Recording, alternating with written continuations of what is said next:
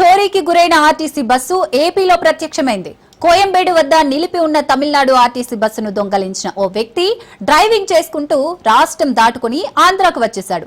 డిపాలో bus కనిపించకపోవడంతో తమిళనాడు అధికారులు పోలీసులకు సమాచారం ఇచ్చారు. తమిళనాడు పోలీసుల సమాచారంతో అప్రమత్తమైన నెల్లూరు జిల్లా పోలీసు అధికారులు బస్సు ఆత్మకూరు వైపుకు వెళ్తున్నట్లు గుర్తించారు.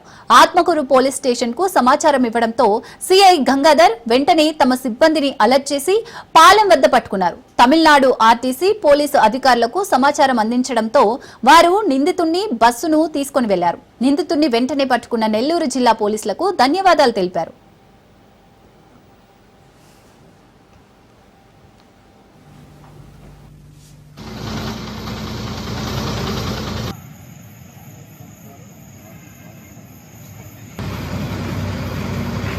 తమిళనాడు పోలీసులు